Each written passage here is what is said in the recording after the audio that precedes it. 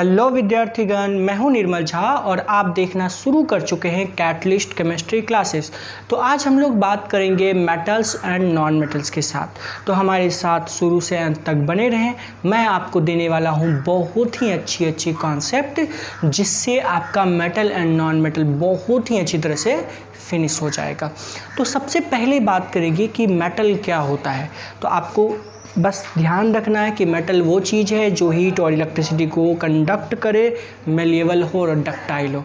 हम इसे क्या कहेंगे? मेटल कहेंगे। अच्छा, नॉन मेटल किसे कहेंगे? नॉन मेटल हम उसे कहेंगे जो हीट और इलेक्ट्रिसिटी कंडक्ट नहीं करता हो और ना ही मेलिएबल हो और ना ही डक्टाइल हो, हम उसे नॉन मेटल कहेंगे। सिंपल, जैसा कि यहाँ लिखा हुआ भी है, metal are the elements that conduct heat and electricity and are malleable and ductile। Metal का एग्जाम्पल जैसे iron, aluminium, copper, silver, gold, platinum, zinc, tin, lead, mercury, sodium, potassium, calcium और मैग्नीशियम, ये सभी के सभी मेटल हैं। Metal में एक और ख़ास प्रॉपर्टी ये भी है कि जैसे मैंने यहाँ पे लिखा sodium, magnesium, aluminium, potassium, calcium. Sodium का एटॉमिक नंबर 11, मैग्नीशियम का 12, अल्मुनियम का 13, पोटेशियम का 19 और कैल्शियम का 20, सभी के सभी मेटल हैं। तो अगर हम इसका इलेक्ट्रॉनिक कॉन्फ़िगरेशन करें तो पता है 11 एलिमेंट इलेक्ट्रॉन है, तो पहले वाले में 2, दूसरे वाले में 8 और तीसरे वाले में 1। सिंपल। इसका देखेंगे तो देखेंगे पहले वाले में 2, दूसरे वाले में 8, तीसरे वाले में 2। अच्छा, अल्मुनियम का पहले वाले में 2, दूसरे वाले में 8, तीसरे वाले में 3। अगर पोटेशियम का देखें तो 2, 8, 8, 1। अगर 20 होता है कैल्शियम का तो पहले वाले में 2, दूसरे वाले में 8, तीसरे वाले में भी 8, चौथे वाले में 2। तो आप क्या देख रहे हैं कि आउटर मोस्ट सेल यानी बाहर वाला जो इसके आउटर मोस्ट ऑर्बिटल है, उसमें हम क्या देख रहे हैं कि या तो अगर हम मेटल को ऐसे भी बोल सकते हैं कि वो चीज़ मेटल है जिसके अंदर 1, 2, 3 इलेक्ट्रॉन हो, आउटर मोस्ट सेल में 1, 2, 3 इलेक्ट्रॉन हो, और ये इलेक्ट्रॉन ये लूज़ करके, जैसे एक इलेक्ट्रॉन सोडियम लूज़ करके क्या बना लेगा? Na+। उसी तरह से मैग्नीशियम 2 इलेक्ट्रॉन लूज़ करके क्या बना लेगा? Mg2+। अल्मुनियम 3 इलेक्ट्रॉन लूज़ करके क्या बना लेगा? Al3+। उसी तरह से पोटेशियम 1 इलेक्ट्रॉन लूज़ करके क्या बना लेगा? K+। और कैल्शियम 2 इलेक्ट्रॉन लूज़ करके Ca2+। तो हम ऐसे भी बोल सकते हैं कि मेटल वो चीज़ है जिसके लास्ट ऑर्बिटल में 1, 2, 3 इलेक्ट्रॉन होते हैं। जो इलेक्ट्रॉन वो आउटर मोस्ट वाला इलेक्ट्रॉन लूज़ करके कैटायन फॉर्म करता है, पॉजिटिव आयंस फॉर्म करता है, हम उसे भी क्या बोलेंगे? मेटल बोलेंगे। सिंपल सा है बस। फॉर एग्जांपल और कुछ मेटल लेते हैं, जैसे लिथियम है, ठीक है, इसका एटॉमिक नंबर 3। तो पहले वाले में 2, दूसरे वाले में 1, और ये 1 इलेक्ट्रॉन लूज़ करके क्या बना लेगा? तो Li+।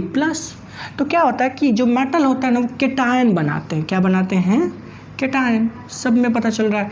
आउटर मोस्ट जो सेल में इलेक्ट्रॉन है उसको वो लूज़ करते हैं। इलेक्ट्रॉन क्या होता है? इलेक्ट्रॉन मेटल जो होता है वो इलेक्ट्रॉन को लूज़ करता है और लूज़ करके क्या फॉर्म करता है? कैटायन।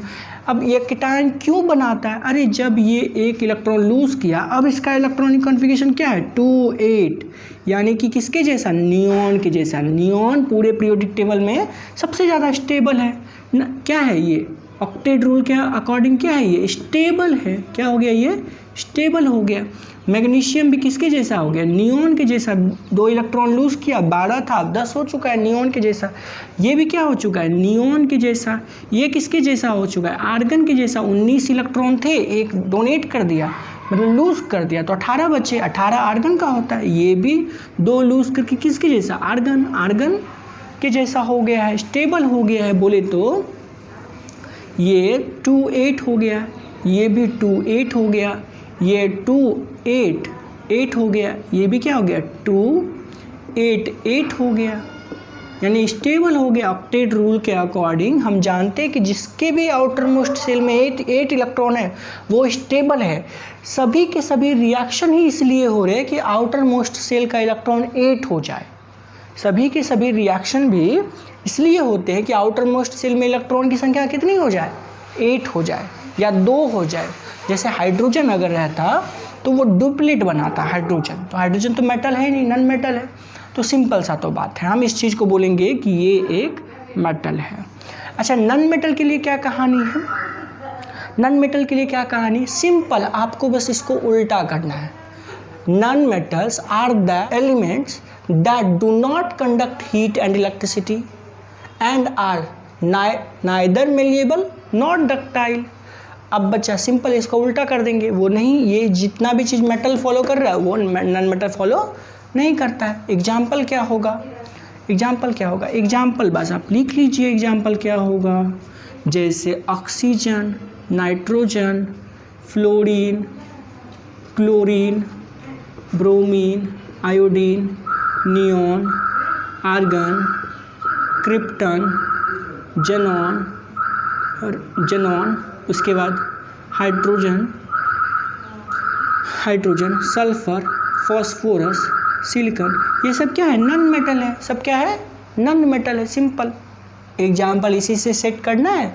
एग्जाम्पल में ये लिख लेना, ये सब के सब क्या है? Non metal. अब हम इसको कैसे बैठाएं इस चीज़ पे कि वो क्या करता है? जैसे हम लोग देखते हैं, जैसे एग्जाम्पल लेते हैं कि नॉन मेटल्स का, जैसे ना यहाँ पे लिखते हैं, हाइड्रोजन का एग्जाम्पल नहीं लेंगे, ठीक है? हाइड्रोजन थोड़ा अलग टाइप का एक्सेप्शन है। तो हम यहाँ पे देखते हैं ऑक्सीजन, नाइट्रोजन, फॉस्फोरस, ठीक है? ऑक्सीजन का 8, नाइट्रोजन का 7, इसका 15, क्लोरीन, फ्लोरीन, इन सब का एग्जाम्पल देखते हैं। क्या है इसके लास्ट में? 2, 6। एटॉमिक नंबर 8 होता है तो पहले वाले में 2, दूसरे वाले में 6। इसमें क्या होगा? पहले वाले में 2, दूसरे वाले में 5। इसमें क्या होगा? पहले वाले में 2, दूसरे वाले में 8, तीसरे वाले में 5। इसमें क्या होगा? पहले वाले में 2, दूसरे वाले में 8, तीसरे तो 7। फ्लोरीन का 9 होता है, पहले वाले में 2, दूसरे वाले में 7। अच्छा, और चीज़ ले लेते हैं, नियॉन भी क्या है? नॉन मेटल, पहले वाले में 2, दूसरे वाले में 8। आर्गन भी ले लेते हैं, क्या होगा? पहले वाले में 2, दूसरे वाले में 8, तीसरे वाले में भी 8। तो हम क्या देख रहे हैं कि आउटर मोस्ट सेल में या तो 6 electron, 5 electron, 5 electron, 7 electron, 7 electron, 8 electron, 8 electron, और एक एग्जाम्पल रह गया कार्बन। कार्बन का एटॉमिक नंबर 6, पहले वाले में 2, दूसरे वाले में 4। तो यहाँ इसके लास्ट में आया 4। तो नॉन मेटल वो चीज़ होगा जिसके लास्ट में 4, 5, 6, 7, 8 इलेक्ट्रॉन हो। कितने इलेक्ट्रॉन हो? 8 इलेक्ट्रॉन हो, ठीक है? हम उसको क्या बोलेंगे कि ये चीज़ कहलाएगा नॉन मेटल। क्या कहलाएगा? Non metal. ओके। अच्छा, क्या होता है ऐसा अगर रहा तो?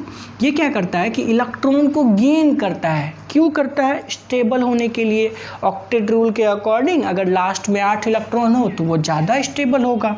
तो ये क्या करता है? इलेक्ट्रॉन को गेन कर लेगा, जिससे इनको क्या मिल जाए? स्टेबिलिटी मिल जाए। क्या करना चाहिए? अब ये क्या करना पसंद करेगा? जैसे 2 इलेक्ट्रॉन को गेन कर लेगा, 2 इलेक्ट्रॉन को गेन कर लेगा। तो जब 2 इलेक्ट्रॉन को गेन कर लेगा तो कहाँ जाएगा? आउटर मोस्ट इसमें जाएगा, तो ये 2 और 8 हो जाएगा, यानी कि O2 माइनस हो जाएगा। 2 इलेक्ट्रॉन इन्होंने गेन किया, मतलब 2 निगेटिव ज़्यादा हो गया, ठीक है? अब 2 इलेक्ट्रॉन जब गेन किया तब इसके पहले क्या हो जाएगा? एटॉमिक इलेक्ट्रॉनिक कॉन्फ़िगरेशन, पहले वाले में 2, दूसरे वाले में 8, ऐसे हो जाएगा। अब ये भी किसके जैसा बन गया? नियॉन के जैसा बन गया, इसलिए क्या हो गया? ये स्टेबल हो गया। क्या हो गया? सिंपल, ये क्या हो गया? स्टेबल हो गया, नियॉन के जैसा। बोला रूल भी है कि अगर लास्ट में 8 आ रहा है तो वो स्टेबल माना जाएगा, वो स्टेबल। और केमिस्ट्री में सारा खेल इसलिए हो रहा है कि स्टेबिलिटी मिल जाए। सारे रिएक्शन ही इसलिए हो रहे हैं कि वो ज़्यादा स्टेबल हो सके, ठीक है? जैसे ये क्या करेगा? नाइट्रोजन है, क्या किया? 3 इलेक्ट्रॉन गेन किया और ये बन गया 3 माइनस। क्या इलेक्ट्रॉनिक कॉन्फ़िगरेशन रहा? पहले वाले में 2, दूसरे वाले में 8, 7 था टोटल। अब 3 इलेक्ट्रॉन और गेन कर लिया, 10। पहले वाले में 2, दूसरे वाले में 8 आ गया, तो स्टेबल हो गया हर केस में। अच्छा, ये ऐसा क्यों कर रहा है? 5 डोनेट क्यों नहीं कर देता? 6 डोनेट क्यों नहीं कर देता जैसा कि मेटल कर रहा था? अरे सिंपल बात है, 6 इलेक्ट्रॉन हैं, 6 को डोनेट करने में क्या हो जाएगा, बहुत ज़्यादा एनर्जी चाहिए। इलेक्ट्रॉन को निकालने के लिए बहुत ही ज़्यादा एनर्जी खर्च करना पड़ेगा, इसीलिए ये पॉसिबल नहीं है कि 6 इलेक्ट्रॉन। आप ठीक से समझाइए, बात समझ में आ नहीं रही है। जैसे पहले वाले में ऐसे समझते हैं 2 है, दूसरे वाले में 6 इलेक्ट्रॉन है, ठीक है, पहले दूसरे वाले में 6 इलेक्ट्रॉन है। इसका लेते हैं ऑक्सीजन का, तो 6 का 6, तो क्या होता है बीच में तो प्रोटॉन है ना, न्यूक्लियस है, प्रोटॉन है इसमें, तो इलेक्ट्रॉन निकला, ठीक है। इलेक्ट्रॉन निकालने में एनर्जी चाहिए, तो बहुत सारा एनर्जी खर्च हुआ, इलेक्ट्रॉन निकल गया बाहर। तो क्या करेगा कि ये जो चीज़ है प्रोटॉन, इसको खींच के रखता है। अब क्या हो गया, इलेक्ट्रॉन निकल गया तो इसका पावर और बढ़ गया। अब इलेक्ट्रॉन और दूसरा इलेक्ट्रॉन निकालना चाहेंगे तो और ज़्यादा पावर लगाएगा। जैसे तुम ऐसे समझ लो कि तुम ना 5 समोसे लेके आ रहे हो, तो कोई एक छीन लिया, तो क्या हो गया, छीन लिया, चलो भाई छीन लिया तो छीन लिया। अब क्या हो जाएगा, ज़्यादा तुम क्या हो जाएगा, सतर्क हो जाओगे, ज़्यादा टाइटली पकड़ोगे। अब 4 ही हैं, 5 ज़्यादा हो रहे थे, चलो भाई छीन लिया, लेकिन अब 4 को तुम और अच्छे किसी तरह से एक और छीन लिया, लेकिन 3 को तुम और मजबूती से पकड़ोगे, छीनने नहीं दोगे, किसी तरह से वो भी छीन लिया। अब 2 को पूरी मजबूती से पकड़ोगे, ठीक है। तो यही होता है, ये इलेक्ट्रॉन को ये न्यूक्लियस और ज़्यादा फोर्स से पकड़ने लगता है, इसीलिए सारे इलेक्ट्रॉन को डोनेट करना इम्पॉसिबल जैसा होगा। तो इसीलिए ये इलेक्ट्रॉन गेन करना ज़्यादा बेहतर है। ऐसे भी समझते हैं 2 इलेक्ट्रॉन गेन करना ज़्यादा बेहतर या 6 इलेक्ट्रॉन डोनेट करना, तो सिंपल सी बात है, 2 इलेक्ट्रॉन गेन करना ज़्यादा बेहतर है। स्टेबिलिटी भी मिल रहा है, दोनों ही केस में स्टेबिलिटी मिलता है। 6 निकल जाता तो भी स्टेबल, 2 पे भी स्टेबिलिटी है। अगर 2 ले लेता तब भी स्टेबल, 6 दे देता तब भी स्टेबल, 2 ले लेता तब भी स्टेबल, तो 2 ले लेना ज़्यादा आसान है। तो इसीलिए, और ये सारे काम क्यों हो रहे हैं, क्योंकि ये स्टेबल। तो सिंपल सी बात हम समझेंगे कि जो नॉन मेटल होते हैं उसके लास्ट में 4, 5, 6, 7, 8 इलेक्ट्रॉन होते हैं। कितने इलेक्ट्रॉन होते हैं, 8 इलेक्ट्रॉन होते हैं। और ये सब क्या करते हैं, इलेक्ट्रॉन गेन करके एनायन फॉर्म करते हैं। क्या फॉर्म करते हैं, एनायन, ठीक है, ये सब फॉर्म करते हैं एनायन। चलिए, तो अब हम लोग फाइनली क्या समझ चुके हैं, हम लोग समझ चुके हैं कि मेटल वो चीज़ है जो हीट और इलेक्ट्रिसिटी कंडक्ट करे, मेलिएबल हो, डक्टाइल हो। नॉन मेटल क्या चीज़ है, नॉन मेटल वो है जो हीट और इलेक्ट्रिसिटी कंडक्ट ना करे, ना डक्टाइल हो और ना मेलिएबल हो। फिर मैंने एक और अलग तरह से मेटल और नॉन मेटल को सीखा है। क्या मेटल वो चीज़ है जिसके लास्ट ऑर्बिटल में 1, 2, 3 इलेक्ट्रॉन होता है और वो उसे डोनेट करके यानी लूज करके कैटायन फॉर्म करते हैं। उसी तरह से नॉन मेटल के लास्ट ऑर्बिटल में 4, 5, 6, 7, 8 इलेक्ट्रॉन होते हैं, जो इलेक्ट्रॉन वो गेन करके एनायन फॉर्म करता है, हम उसे नॉन मेटल कहेंगे। तो चलिए अब हम लोग अगले टॉपिक की ओर बढ़ते हैं और हमारा अगला टॉपिक है physical properties of metals and non metals. पहला देखते हैं कि मेटल आर मेलिएबल, जो कि हम लोग डिफिनेशन पार्ट में ही देख चुके थे। और metals are ductiles, metals are good conductor of heat and metals are good conductor of electricity. Same चीज़ डिफिनेशन पार्ट में देख चुके हैं, तो फिर से थोड़ा देख लेते हैं। मेलिएबल मतलब होता है कि थिन शीट तैयार कर सके, थिन शीट बन सके, बिना ब्रेक किए इसका क्या बन सके, थिन शीट बन सके। क्या करेंगे, क्या क्या यूज़ हो सकता है, जैसे हम लोग बहुत सारे कंटेनर को पैक करने के लिए क्या करते हैं, एल्युमिनियम शीट्स बनाते हैं, सिल्वर शीट्स बनाते हैं, उससे बहुत सारे फूड कंटेनर को पैक करते हैं, बहुत सारे और अदर वेराइटीज़ को हम पैक करते हैं। डक्टाइल मतलब होता है वायर बना सकते हैं। आपको पता है जो गोल्ड होता है ना, गोल्ड 1 ग्राम गोल्ड में लगभग 2 किलोमीटर लंबा क्या बनाया जा सकता है, वायर बनाया जा सकता है। और डक्टाइल प्रॉपर्टी एक मेटल के लिए बहुत ही इंपॉर्टेंट है। उसी तरह सिल्वर भी डक्टाइल होता है हाईली, आयरन भी होता है, कॉपर भी होता है। तो ये सब डक्टाइल मतलब नेचर है एक तरह से मेटल का, जो आपको नॉन मेटल में देखने को नहीं मिलेगा। अच्छा, metals are good conductor of heat and electricity, simple दोनों समझा चुके हैं। इधर नॉन मेटल जो होता है वो ना ही मेलिएबल होता है और ना ही डक्टाइल होता है। नॉन मेटल जो होता है डू नॉट कंडक्ट हीट को कंडक्ट नहीं करता और ना ही इलेक्ट्रिसिटी। लेकिन इलेक्ट्रिसिटी के मामले में ग्रेफाइट एक एक्सेप्शन है। ग्रेफाइट ऐसा है जो इलेक्ट्रिसिटी कंडक्ट कर सकता है। और ग्रेफाइट क्या होता है, कार्बन का एलोट्रॉप है। ये कार्बन का एलोट्रॉप है, मतलब कार्बन जो फ्री स्टेट में कार्बन मिलता है, कार्बन फ्री स्टेट में ग्रेफाइट के फॉर्म में मिलता है। तो ग्रेफाइट इलेक्ट्रिसिटी को क्या करता है, कंडक्ट कर सकता है, गुड कंडक्टर है, लेकिन है ये एक नॉन मेटल। तो ये आपको याद रखना है, ठीक है। मेटल नॉन मेटल के फिजिकल प्रॉपर्टी का जो 5वां पॉइंट है वो है मेटल्स आर लस्चरस, यानी मेटल जो होता है वो शाइनी होता है। यानी एक मेटल अगर आप सिल्वर, गोल्ड, आयरन कुछ भी लेते हैं तो उसके सरफेस पे एक अलग टाइप का चमक होता है, एक डिफरेंट टाइप की चमक होती है। इसीलिए हम बोलते हैं कि मेटल्स जो होते हैं वो लस्चरस होते हैं, शाइनी होते हैं।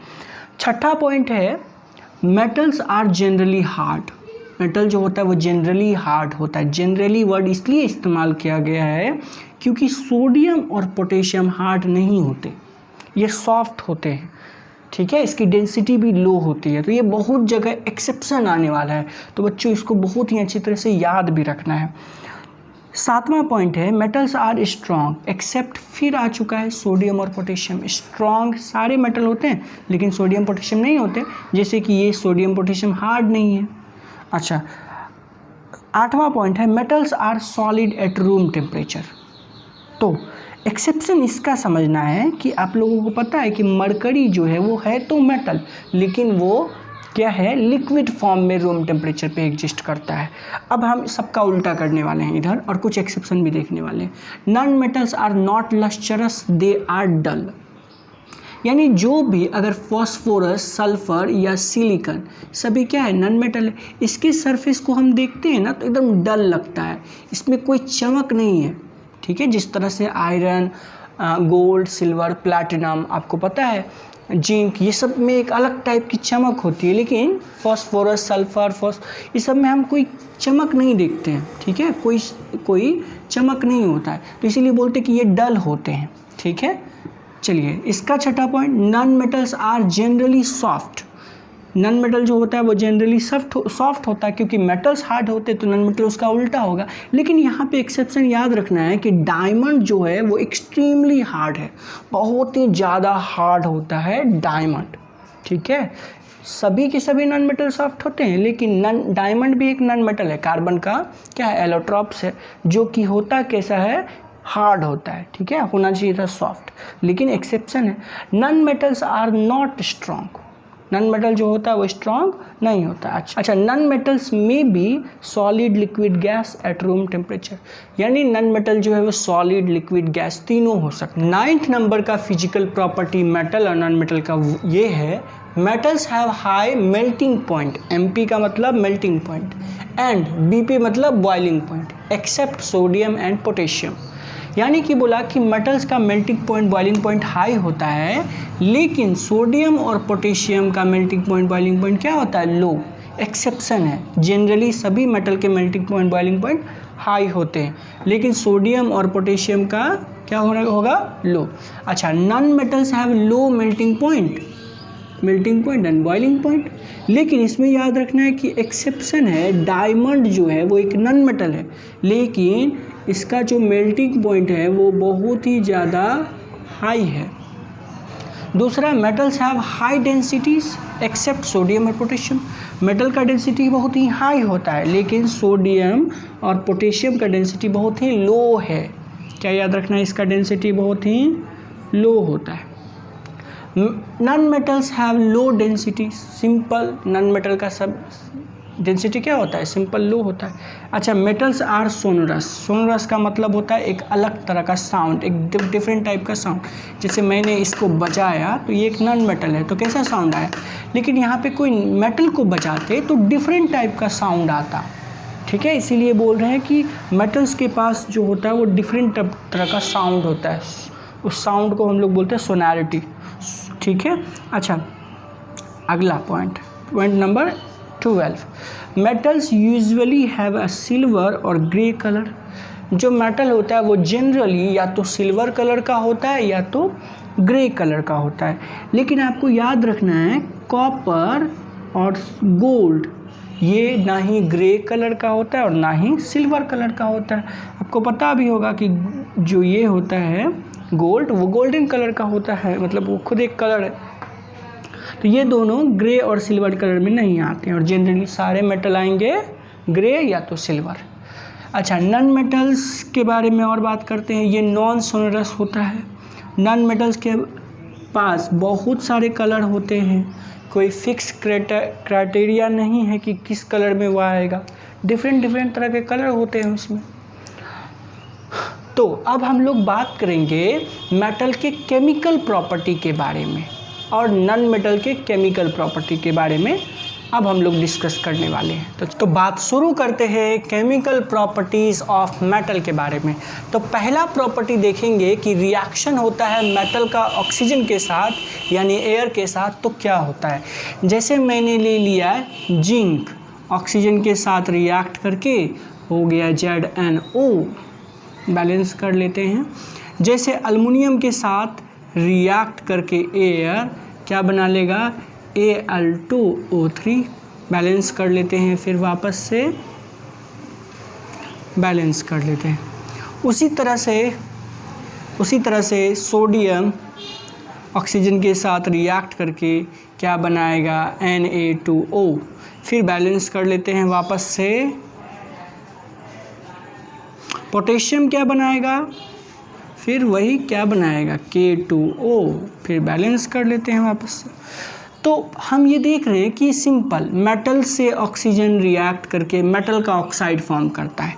जिंक ऑक्सीजन मिलके जिंक ऑक्साइड, अल्युमिनियम ऑक्सीजन मिलके अल्युमिनियम ऑक्साइड, सोडियम ऑक्सीजन मिलके सोडियम ऑक्साइड, पोटेशियम ऑक्सीजन से मिलके पोटेशियम ऑक्साइड। अच्छा, बहुत बढ़िया। आगे देखते हैं और देखते हैं मैग्नीशियम ऑक्सीजन के साथ रिएक्ट करके बनाता है MgO, बैलेंस कर लेते हैं वापस से MgO। अब हम इसी ऑक्साइड के नेचर के बारे में एक चीज़ और देखते हैं। जनरली हम क्या देखते हैं कि जो मेटल का ऑक्साइड होता है, मेटल ऑक्साइड, उसका नेचर होता है बेसिक। कैसा नेचर होता है, बेसिक। लेकिन दो ऐसे ऑक्साइड हैं, ये दोनों, इसको हम लोग बोलते हैं कि ये एम्फोटेरिक ऑक्साइड है। कैसा ऑक्साइड है, एम्फोटेरिक ऑक्साइड हम इसे कहते हैं।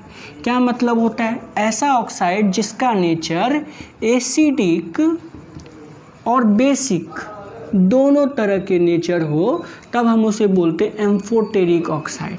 कैसे होगा, प्रूफ कीजिए। देखते हैं, जैसे जिंक ऑक्साइड है, इसको हम HCl से रिएक्ट कराएंगे तो हम क्या देखते हैं, हम देखते हैं ZnCl2 प्लस H2O, यानी जिंक ऑक्साइड एसिड से, हाइड्रोक्लोरिक एसिड से रिएक्ट करके यहाँ एक सॉल्ट बनाया। क्या बनाया, एक सॉल्ट बनाया। ये क्या चीज़ है, एक सॉल्ट और वाटर। तो हम तो जानते हैं ना कि सॉल्ट वाटर अगर कोई रिएक्ट करके बना रहा है, इसका मतलब एक एसिड एक बेस, तो एसिड तो पता है, तो इसका मतलब इसका नेचर इस बार क्या रहा, बेसिक। उसी तरह से हम दोबारा लेंगे जिंक ऑक्साइड प्लस NaOH से रिएक्ट करा देंगे, तब हम क्या देखते हैं, तब हम देखते हैं बनता है, क्या बनता है, बनता है Na2ZnO2 प्लस H2O। बैलेंस कर लेते हैं इस बार फिर, तो बैलेंस कर लिए, ठीक है। क्या देखें, ये Zn है, Zn, सोडियम जिंकेट बोलते हैं इसको। तो ये भी क्या है, एक सॉल्ट है, और ये क्या है, वाटर है। तो अब क्या देख रहे हैं कि एसिड के साथ तो क्या देख रहे हैं कि एसिड के साथ ये रिएक्ट किया, इसका मतलब ये बेसिक है। और इस बार क्या देखते हैं, बेस के साथ ये रिएक्ट करके सॉल्ट वाटर बनाया, इसका मतलब इस बार ये एसिडिक अपना प्रॉपर्टी शो कर रहा है, एसिडिक बता रहा है। तो एक ही कंपाउंड जिंक ऑक्साइड एक बार एसिडिक प्रॉपर्टी शो करता है, एक बार बेसिक, तो इसीलिए हम इसको बोलते हैं कि ये एम्फोटेरिक ऑक्साइड है। ZnO जो है ये एम्फोटेरिक ऑक्साइड होता है। इसी तरह अल्युमिनियम भी हो, उसी तरह अल्युमिनियम ऑक्साइड को लेते हैं Al2O3 प्लस, इसको हम लोग कर लेते हैं HCl से रिएक्ट, तो इधर देखते हैं AlCl3 प्लस H2O फॉर्म कर रहा है। तो क्या करना है, बैलेंस कर लेना है ताकि कुछ भी गड़बड़ ना हो। इसको 6 कर देते हैं, इधर 2 कर लेते हैं, 2 एल्युमिनियम है, 3 हाइड्रोजन है, इधर हम लोग 3 कर लेते हैं, 6 हाइड्रोजन, 3 ऑक्सीजन, कोलैप्स। तो ये क्या बना, एक सॉल्ट है, ये इस बार भी सॉल्ट है। इसका मतलब एसिड से रिएक्शन हुआ है, तो इसका मतलब इसका नेचर इस बार बेसिक है। कैसा नेचर है, बेसिक।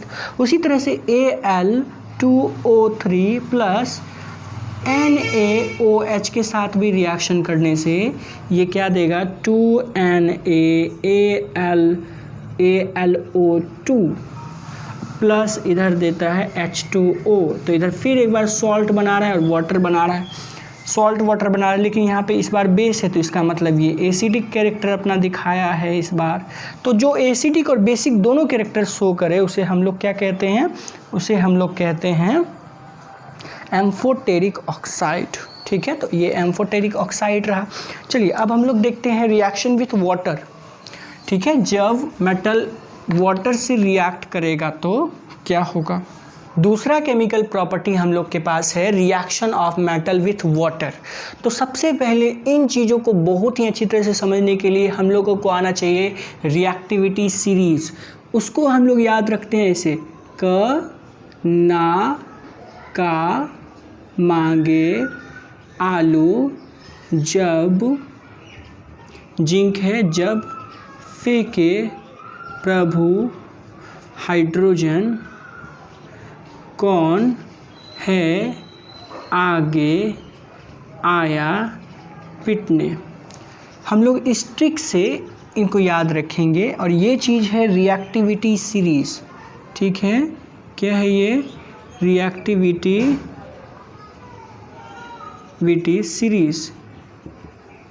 ठीक है, ये है रिएक्टिविटी सीरीज़। हम लोग जब टॉप टू बॉटम आते हैं तो रिएक्टिविटी क्या हो जाता है, डिक्रीज़ करता है। क्या करता है, डिक्रीज़ करता है। कैसे याद रखें, कैसे बोले हैं, को ना का पोटेशियम सोडियम कैल्शियम, मांगे मैग्नीशियम, आलू, जब आलू मतलब अल्युमिनियम, Zn मतलब जिंक, फेंके प्रभु हाइड्रोजन, कौन है आगे आया पिटने। सिंपल इस ट्रिक से याद रखेंगे और टॉप टू बॉटम आएंगे तो रिएक्टिविटी घटता जाएगा, डिक्रीज होता जाएगा। ऊपर से नीचे जाएंगे तो इंक्रीज, यानी पोटेशियम बहुत ही ज़्यादा रिएक्टिव है तो प्लैटिनम बहुत ही कम रिएक्टिव है। ठीक है, सिंपल। तो हम यहाँ पे देखते हैं कि ये जो 3 है, ठीक है, ये कैल्शियम, पोटेशियम, सोडियम और कैल्शियम, ये ना कोल्ड वाटर से रिएक्ट करके, सिंपल कोल्ड वाटर, ठीक है, कोल्ड वाटर से रिएक्ट करके, सिंपल कोल्ड वाटर से रिएक्ट करके क्या देता है, हाइड्रोजन गैस देगा। बहुत ही तेज़ी से रिएक्शन दोनों के बीच होता है और बना लेगा KOH प्लस H2, बैलेंस कर लेते हैं। ठीक है, उसी तरह से ये देगा 2NaOH प्लस H2। ठीक है, फिर वापस से बैलेंस कर लेते हैं। ये क्या देगा, ये भी देगा OH का होल ट्वाइस प्लस H2। ये भी हाइड्रोजन गैस बहुत ही तेज़ी से देगा। सिंपल क्या है, कोल्ड वाटर है। ठीक है, नॉर्मल जो वाटर होता है वो कोल्ड वाटर है। बैलेंस कर लेते हैं इसे भी, 2 2 2। ओके, जबकि इससे नीचे मैग्नीशियम से लेके हाइड्रोजन तक ये वाला पार्ट, ये कोल्ड वाटर से रिएक्ट नहीं करता बल्कि स्टीम से रिएक्ट करके हाइड्रोजन गैस देगा। क्या करेगा, हाइड्रोजन गैस वो स्टीम से रिएक्ट करके देगा, वैसे नहीं देगा। जैसे मैंने ले लिया मैग्नीशियम और वाटर, कैसा है, वाटर नहीं है बल्कि स्टीम है। ठीक है, क्या देगा, ये देगा MgOH का whole twice plus H2। Balance कर लेते हैं, बिल्कुल। उसी तरह से जिंक भी वही करेगा, Zn प्लस H2O, ZnOH का होल ट्वाइस प्लस H2।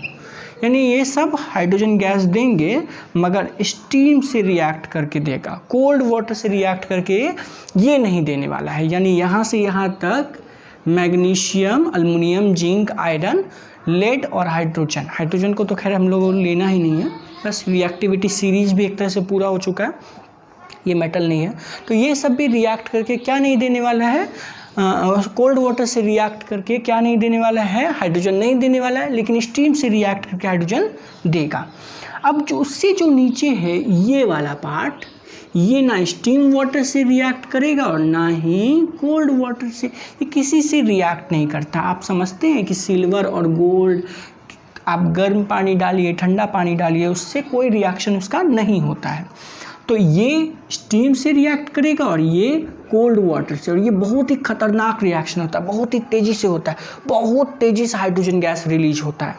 ठीक है, तो आपको ये याद रखना है। और ये कोल्ड वाटर से नहीं होता, स्टीम से होता है और बहुत नॉर्मली हाइड्रोजन देता है।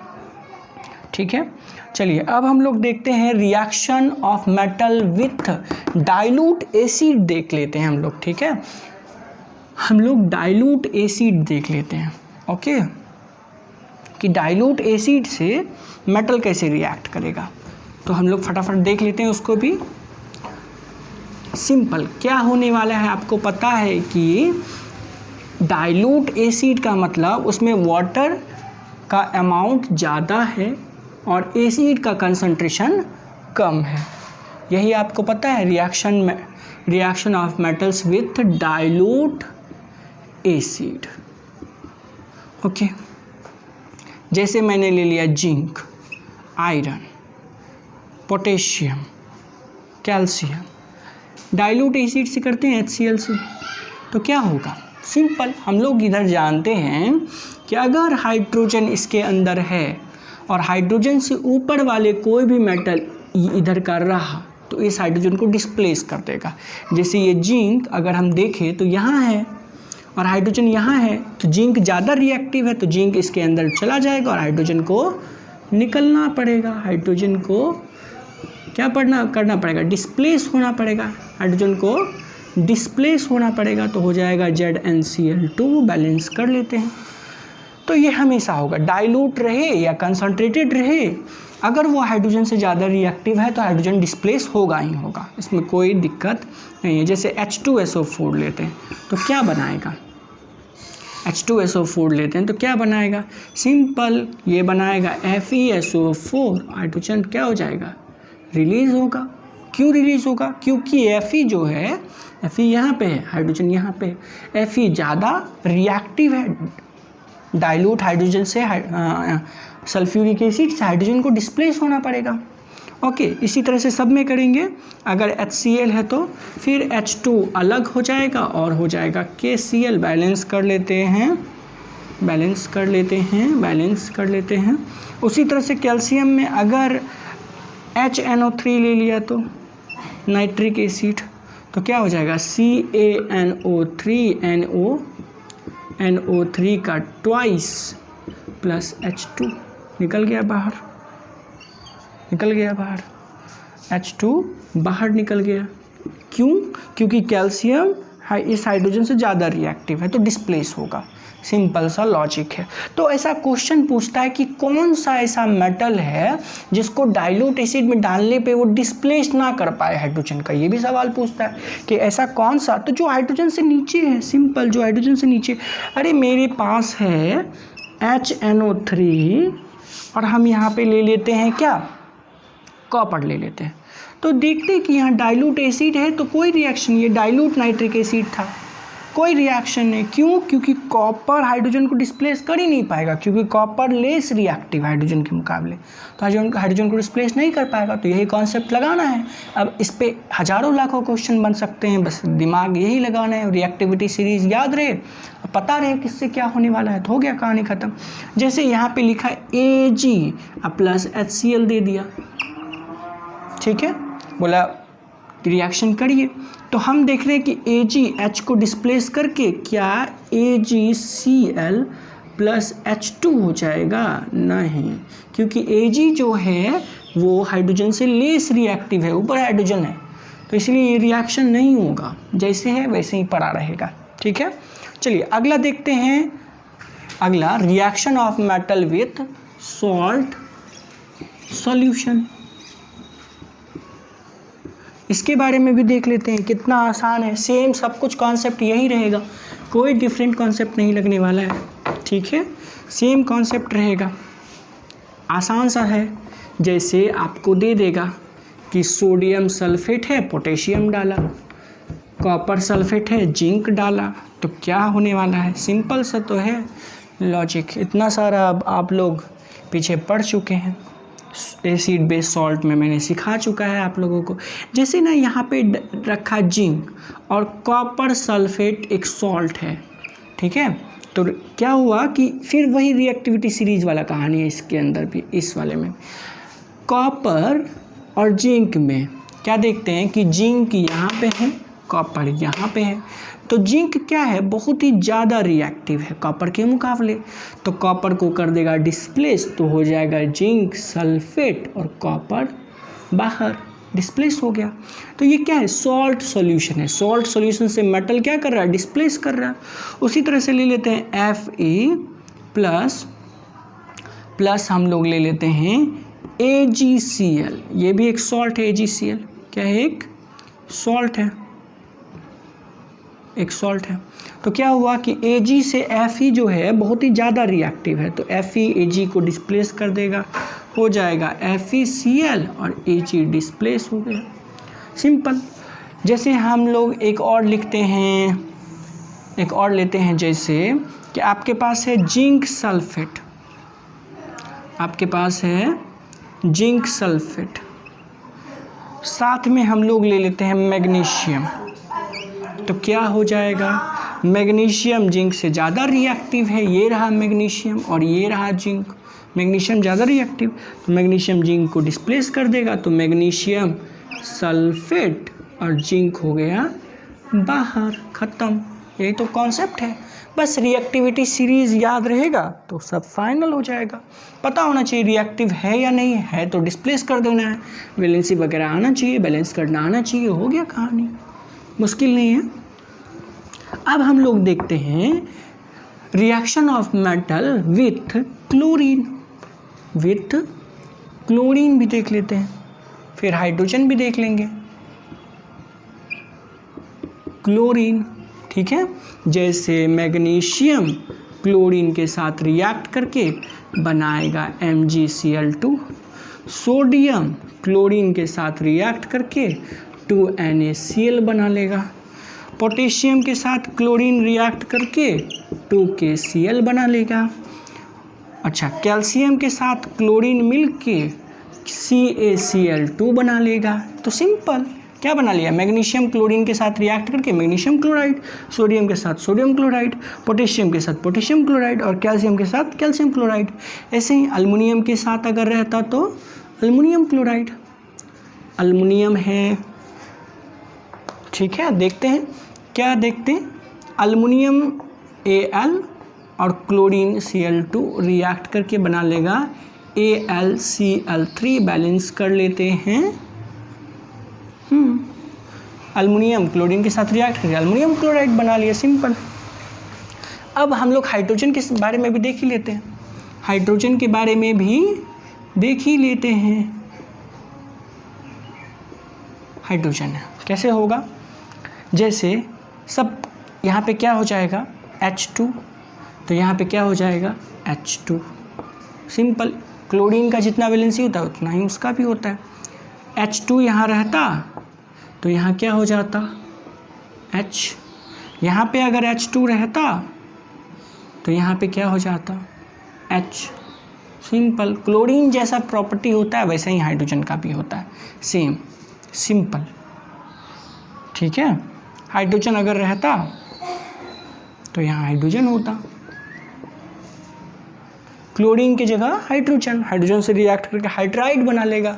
मैग्नीशियम हाइड्रोजन के साथ रिएक्ट करके मैग्नीशियम हाइड्राइड, सोडियम के साथ सोडियम हाइड्राइड, पोटेशियम के साथ पोटेशियम हाइड्राइड और कैल्शियम के साथ कैल्शियम हाइड्राइड। क्लोरीन और हाइड्रोजन लगभग ऑलमोस्ट सेम होता है सब कुछ, ठीक है। तो चलिए अब हम लोग नॉन मेटल के केमिकल प्रॉपर्टीज़ के बारे में बात करते हैं आगे। अब हम लोग देखने वाले हैं chemical properties of non metals, जिनमें पहला रिएक्शन होगा reaction of non metal with oxygen के साथ। तो हम जानते हैं कि कार्बन को ऑक्सीजन के साथ रिएक्ट कराने पे कार्बन डाइऑक्साइड बनेगा, उसी तरह सल्फ़र को ऑक्सीजन से रिएक्ट कराने पे सल्फ़र डाइऑक्साइड बनेगा। तो यानी कि नॉन मेटल जो है वो ऑक्सीजन के साथ रिएक्ट करता है, कोई दिक्कत नहीं। लेकिन आपको याद रखना होगा कि इसकी जो प्रॉपर्टी होती है वो होती है एसिडिक। कैसी होती है? एसिडिक। कैसे पता कि एसिडिक होती है? देखिए, सल्फ़र डाइऑक्साइड है, आप इसमें वाटर डिज़ोल्व करेंगे, ठीक है, या वाटर से रिएक्शन भी बोल सकते, कोई दिक्कत नहीं है उसमें। तो वाटर डिज़ोल्व करेंगे या वाटर से रिएक्शन करेंगे तो बन जाएगा H2SO3, और इस चीज़ को हम बोलते हैं सल्फ्यूरस एसिड। क्या बोलते हैं इसको? Sulphurous acid. तो क्या देख रहे हैं कि यानी कि वाटर डालने से एक एसिड फॉर्म हो रहा है, तो एसिडिक प्रॉपर्टी इसकी हुई ना, इसकी तो है नहीं, ये तो न्यूट्रल है। तो एसिडिक प्रॉपर्टी इसका मतलब ये कैसा होता है? नॉन मेटल के ऑक्साइड का प्रॉपर्टी एसिडिक होता है, और पीछे जो पढ़े हैं मेटल के ऑक्साइड का नेचर वो बेसिक होता था। फिर देखते हैं इधर कार्बन डाइऑक्साइड में अगर वाटर डाल दिए, वाटर, तो क्या हो जाएगा? H2CO3, इसको बोलते हैं कार्बोनिक एसिड। तो एसिड बन रहा है, एसिड इसके कारण, यानी इसका नेचर एसिडिक है। अच्छा, अब हम लोग बात करते हैं और भी बनाता है, कार्बन मोनोऑक्साइड भी बनाता है, ये भी एसिडिक होता है। अच्छा, ये जो बनाता है हाइड्रोजन के साथ, ये कैसा होता है? न्यूट्रल होता है, ये एसिडिक नहीं होता है। ये भी ऑक्साइड है, नॉन मेटल का ऑक्साइड, हाइड्रोजन नॉन मेटल है, उसका ऑक्सीजन के साथ हाइड्रोजन ऑक्साइड, तो ठीक है, ये लेकिन न्यूट्रल होता है। तो ये एक्सेप्शन केस है, हम लोग कभी आगे डिस्कस करेंगे इसके बारे में। दूसरा पॉइंट है हम लोगों के पास रिएक्शन ऑफ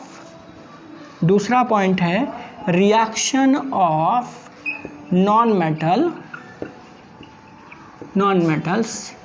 विथ वाटर,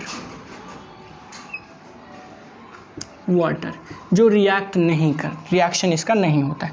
तीसरा पॉइंट है same, reaction of non metals with, हम लोग लिखेंगे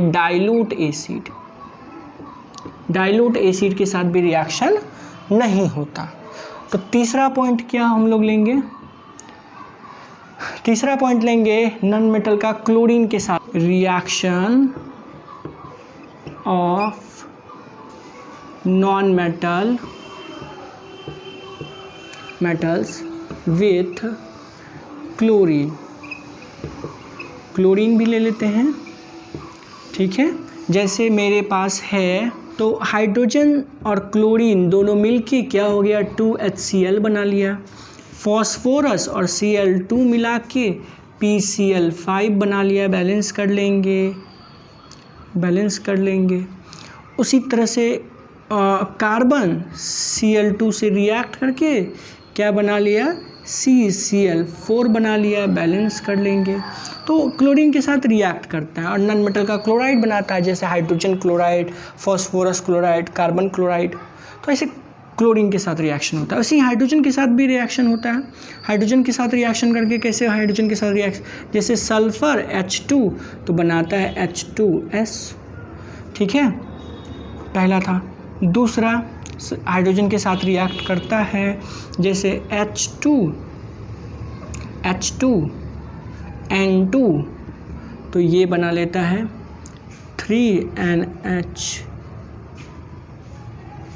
2NH3, बैलेंस कर लेते हैं, ठीक है, 3 लगेगा यहाँ पे। तो ये रिएक्शन भी होता है। तो क्या बनाता है? जैसे नाइट्रोजन हाइड्राइड बना लिया, सल्फ़र हाइड्राइड बना लिया, तो ये भी रिएक्शन इसके बीच होता है। सिंपल सा है बच्चों। अब हम लोग ना समराइज़ कर लेते हैं थोड़ा सा। हम लोगों ने क्या देखा? हम लोगों ने देखा कि मेटल किसे कहते हैं, फिर देखा नॉन मेटल किसे कहते हैं, और हमने उनकी फिजिकल प्रॉपर्टी के बारे में पूरे डिटेल में बात किया। फिर हमने देखा कि मेटल नॉन मेटल के केमिकल प्रॉपर्टीज़ के बारे में, मेटल के केमिकल प्रॉपर्टीज़ के बारे में, जैसे मेटल का ऑक्सीजन के साथ रिएक्शन, एसिड के साथ रिएक्शन, वाटर के साथ रिएक्शन, हाइड्रोजन के साथ रिएक्शन, क्लोरीन के साथ रिएक्शन। उसी तरह नॉन मेटल के केमिकल प्रॉपर्टीज़ को हम लोगों ने देखा, जैसे एयर के साथ रिएक्शन में क्या होगा ऑक्सीजन के साथ में। फिर देखा डाइल्यूट एसिड के साथ रिएक्शन नहीं करता है नॉन मेटल, वाटर के साथ रिएक्शन नॉन मेटल नहीं करता है, हाइड्रोजन के साथ करता है, क्लोरीन के साथ करता है, तो जो होता है वो हमने यहाँ पे ले लिया। साथ साथ दो और डिस्कस किया, रिएक्टिविटी सीरीज़ के बारे में डिस्कस किया हम लोगों ने, और साथ साथ हम लोगों ने एम्फोटेरिक प्रॉपर्टी के बारे में बात किया। एम्फोटेरिक प्रॉपर्टी मतलब ऐसा प्रॉपर्टी जो एसिडिक और बेसिक दोनों बिहेवियर शो करते हैं, उसे हम लोग एम्फोटेरिक ऑक्साइड कहते हैं। तो एम्फोटेरिक के बारे में तो अब इस चैप्टर में बहुत सारा कॉन्सेप्ट नहीं बचा हुआ है, बस दो कॉन्सेप्ट है। एक कॉन्सेप्ट है मेटलर्जी और दूसरा कॉन्सेप्ट है टाइप ऑफ बॉन्ड के बारे में, कितने तरह के बॉन्ड हो सकते हैं, किस तरह के बॉन्ड बनते हैं, तो इनके बारे में पढ़ना है मेटल नॉन मेटल के बीच में। तो चलिए अब से मिलते हैं अगले क्लास में, तब तक के लिए टेक केयर, बाय बाय।